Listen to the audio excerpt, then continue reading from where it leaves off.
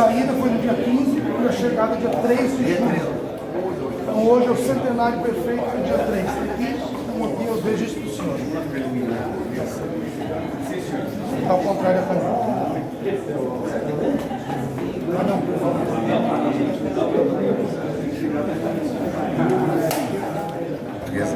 Recebeu um dia especial, porque é hoje o dia 3 de julho, o dia também em que, exatamente há 100 anos, Gago Coutinho e Sacadura Cabral chegaram a esta cidade e, por feliz coincidência, hoje o Sr. Presidente da República dá-nos a honra de estar aqui também neste dia, razão pela qual nós antecipamos uma exposição que já tínhamos prevista sobre a travessia do Atlântico Sul para este dia, para podermos assinalar hoje a chegada desse dia também com o Sr. Presidente da República.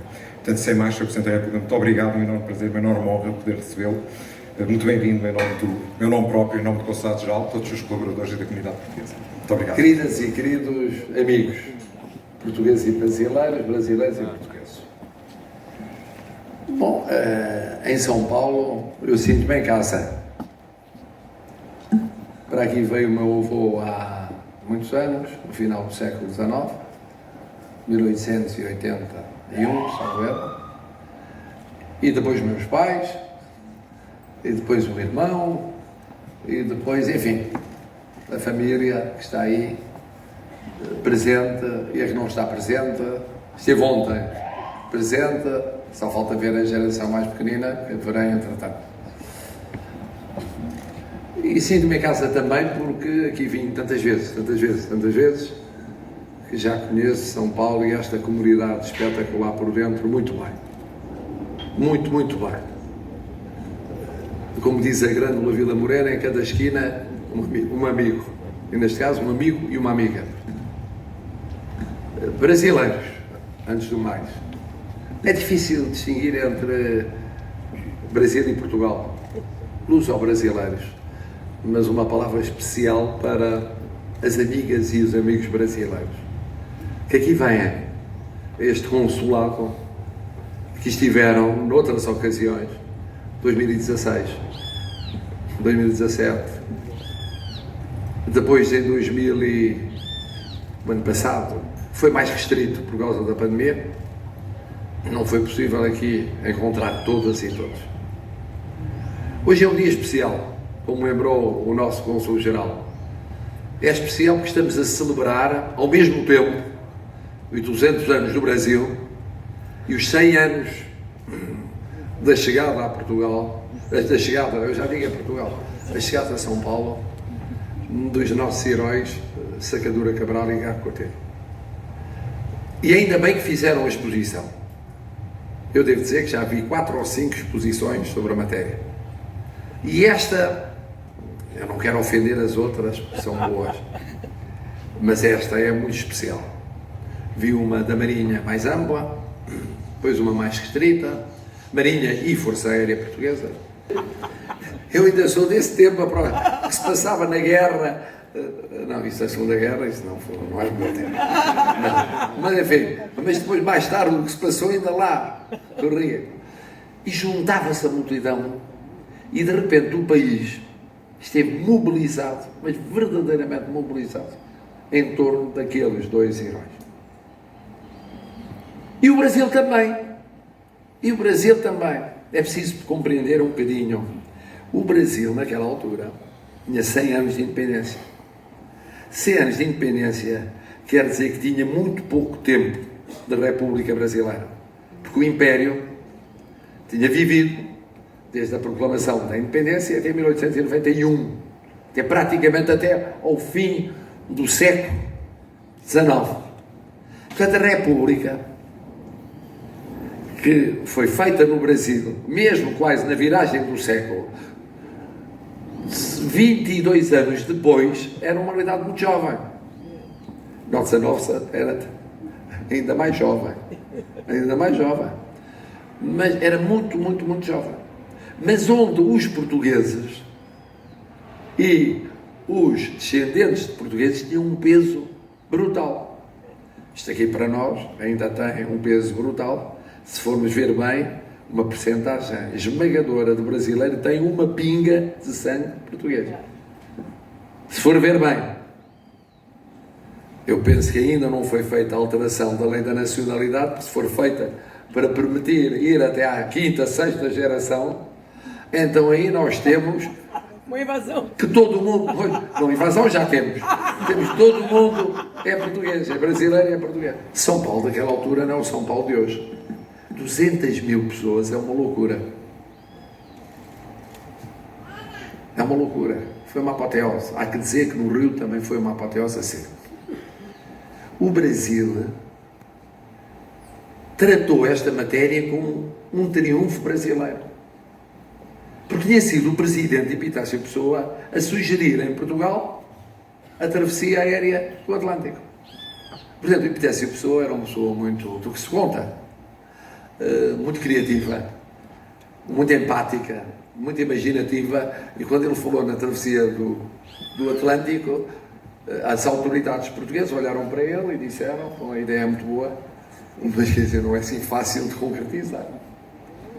Ele lançou a ideia em 1919 e demorou 3 anos a concretizar. Mas foi em boa hora, porque foi para o centenário, primeiro centenário do Brasil, da independência do Brasil. E quem pôs de pé isto foi, em primeiro lugar, esta dupla de heróis, que se entenderam muito bem, fizeram vários voos preparatórios, à Madeira, por exemplo, experimentaram o sextante, experimentaram uma forma de cálculo da distância a partir do horizonte astral, corrigiram depois, porque não dava nas primeiras tentativas, e deu, com pequeníssimos erros. Depois tiveram muito azar na viagem, porque tiveram vários problemas com as sucessivas aeronaves.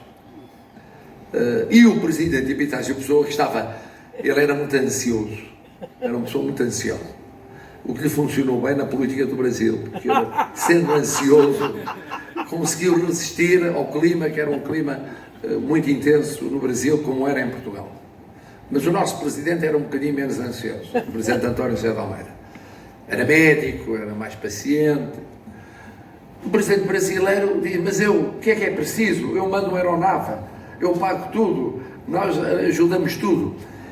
E a opinião pública, num país e noutro, viveu em suspenso meses, porque foram meses, de março até julho, aliás, 17 de junho, e depois aqui, mas até 17 de junho, meses. O que é que aconteceu? Segue viagem, não segue viagem? É possível continuar? Não é possível continuar. O Diário Notícias, que era o grande jornal da época e cobria e patrocinava a viagem, dava parangonas e reunia-se a multidão nos restauradores para ver as notícias, o Diário Notícias tinha lá na altura uma grande loja, e depois tive um painel luminoso, mundo improvisando, não sabia o que era a pandemia, a Fafá dizia-me: eu preciso de ventilador, eu preciso de teste, eu preciso de material sanitário, não quero enviar presidente para aqui, para Belém de Baraba, vai ligar o prefeito. E eu recebia, tal como o governo, telefonemas dos prefeitos portugueses, lá chamam-se presidentes da Câmara, muito aflitos, e dizia eu: como é que eu vou explicar que Belém do Pará passa à frente só porque a Fafá é uma instituição luso-brasileira? Não é possível. É uma grande voz, é uma grande presença, mas, enfim, fechado parênteses. Sua gentileza. Fechado, não é gentileza, foi porque ligou a altas horas da noite, a todos os dias, assim. É para só saber que a pandemia foi um pandemónio. Um pandemónio no sentido rigoroso do termo. Milhares. Nos últimos 4, 5 anos, e com a pandemia pelo meio, o que parou a atividade dos consulados e das máquinas administrativas em geral, chegaram a Portugal em boa hora, mas dezenas e dezenas de milhares de brasileiros. Estamos nos 200 e tal mil brasileiros em Portugal. É uma brutalidade. E é uma ótima brutalidade. Estão a mudar a face de Portugal. Nós já tínhamos as telenovelas, foram à frente, e a maneira de falar, e a maneira de viver o português, e a maneira de de viver até do ponto de vista comunitário, e de repente passámos a ter de uma forma transversal, mas era em Lisboa, na Grande Lisboa, depois foi no Grande Porto, agora é em cidades. Eu dou um exemplo mais, que é Braga, impressionante, mas Aveiro, mas Viseu, mas Coimbra, o professor Carlos Reis, grande especialista de Saramago, não esqueçam, centenário de Saramago este ano. Não é o único, temos também o centenário da Agostina Bessa Luís, temos milhentas celebrações, veio aí o Essa de Queiroz. Bom, mas o que é facto é que ele dizia que na Universidade de Coimbra, entre um 10º e um 7º dos alunos são brasileiros. Cresce todos os dias. Mas cresce em todas as universidades. Cresce nas atividades profissionais mais variadas. É um fenómeno novo. Tínhamos portugueses aqui, estamos a ter, e São Paulo é um exemplo de não parar. Agora, termos o recíproco, isto é novo. É realmente novo e é bom e é estimulante. Porque prende-nos mais uns aos outros. Não há família que não possa ser de uma forma ou de outra. Bom, temos, não é só o sangue, como também agora temos alguém ali, acolá. Passou a ser frequente isto, que acontecia de vez em quando. Ora, a minha filha teve consigo, a minha neta ou a minha sobrinha, na semana passada, com uma fotografia, porque agora tem-se a fotografia na hora. Pega-se no celular, nós temos telemóvel, e lá está, a família. Há controle. É um perigo hoje ser-se político, não? Tudo o que se fizer é controlado na hora. À praia, na praia. Vai às compras, nas compras. Tudo. Isto mostra como estamos entrosados. Porque o que nós temos sempre é a presença portuguesa aqui no Brasil. E quando é preciso ter estrelas, mandamos treinadores de futebol. E temos aqui, não se podem queixar, o Abel Ferreira, que continua a ganhar tudo ou praticamente tudo. Mas temos mais. E, portanto, aprendemos com os brasileiros, que antigamente era ao contrário. Os bons técnicos iam do Brasil para Portugal. Agora vêm de Portugal para o Brasil. Mas temos tudo o que é bom também noutros domínios da atividade. E os brasileiros, identicamente em Portugal. Portanto, relações entre povos, magníficas. Relações entre autarcas. Bom, ainda ontem, de repente, chego ao Rio, era só presidentes de Câmara. Presidentes de Câmara portugueses aqui de visita. Para visitar as respectivas comunidades. E alguns devem vir também aqui a São Paulo. Autarcas, prefeitos brasileiros a dizer: eu apareço lá daqui a 15 dias, ou governadores estaduais, presidente, tem de me receber. Depois imaginam que é receber de todos os estados do Brasil. É um prazer, mas é um prazer multiplicado. Relações a nível de empresas, pois está crescendo outra vez. Crescendo muito o Brasil em Portugal e crescendo outra vez Portugal no Brasil. Depois de um período em que esteve muito alto, agora recomeça a crescer. Relações em termos de União Europeia e Mercosul, e Portugal medianeiro nisso, magníficas. O mesmo na CPLP, o mesmo no mundo ibero-americano, o mesmo na projeção nas organizações internacionais. Muito bem. Magníficas essas relações. Relações em termos sociais, também entre instituições sociais, permanentes. Não é só estritamente económicas. Bom, entre academias, isso então, não se imagina o que as universidades, os centros de excelência, os centros de pesquisa de um lado e do outro estão a fazer em conjunto. Que é futuro. Que é futuro. Entre governos, pois tem fluído muitíssimo bem. Muitíssimo bem. De vez em quando surge a especulação sobre o A, sobre o B, sobre o C, mas são coisas rigorosamente menores. Se virem o número de vezes em que governantes portugueses vieram nos últimos... Nós arrancámos primeiro, mas o Brasil tem correspondido. O que tem havido de iniciativas em Portugal, em que eu já estive, ou vou estar. Havia o problema do coração. O coração. Veio ou não veio o coração, Dom Pedro? E por um instante, vários corações portugueses e brasileiros pulsaram, emocionados com o risco do coração não poder vir, porque Portugal não queria ceder o coração. Bom, nós tínhamos de investigar se o coração era daquela época e podia ser de Dom Pedro. Não íamos mandar um coração que não correspondesse às expectativas brasileiras. Está feito o estudo. O Presidente da Câmara de Porto, ele próprio chamou assim a decisão. Ele traz o coração nas mãos. É aquela expressão portuguesa, eu tenho o coração nas mãos. Pois é assim, traz o coração nas mãos. E aqui ficará até 1 ano.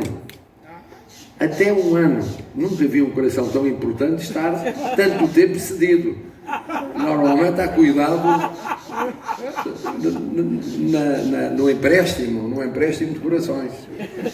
Haverá depois a celebração em setembro, e cá estaremos, o Congresso de Brasil, o Senado já convidou para eu ser o orador convidado. Mas vem comigo o Presidente do Parlamento Português e virá comigo o Governo, para mostrar que os órgãos de soberania todos cá estarão nesse momento fundamental. E cá estaremos, naturalmente, com os Estados para celebrar em conjunto, embora nós, com aquela ligação mais profunda, como é natural, esse momento áureo da vida do Brasil. Quem foi, levanta o braço. Não é mau. Não é mau. Não é brilhante, mas não é mau.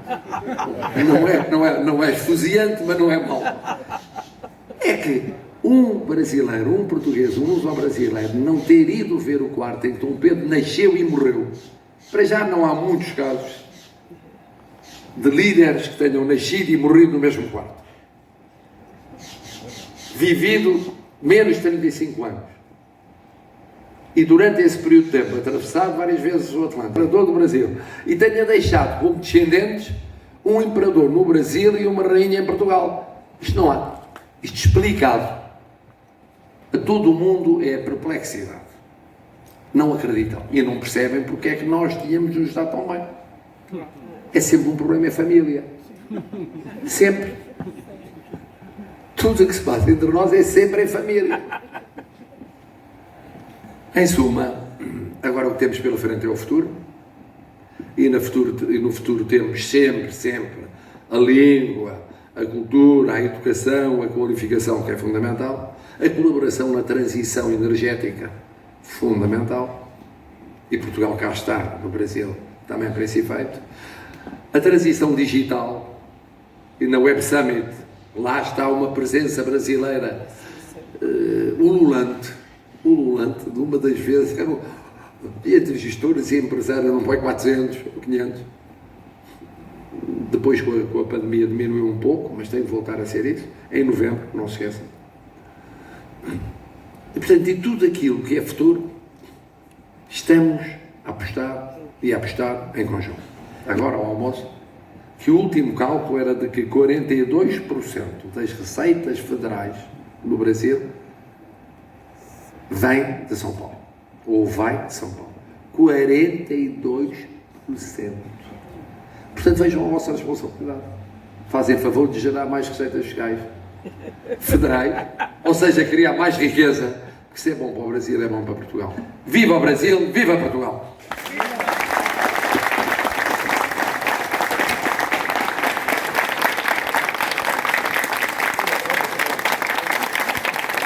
Como é que a nossa diva tem toda a parte, é como Deus. Não é melhor que Deus. Deus ainda não esteve, já ela esteve. Não é isto do lugar.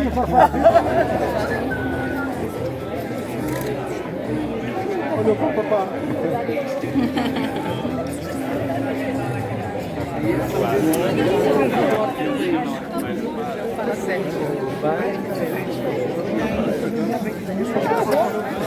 Eu tá vindo pra cá, né?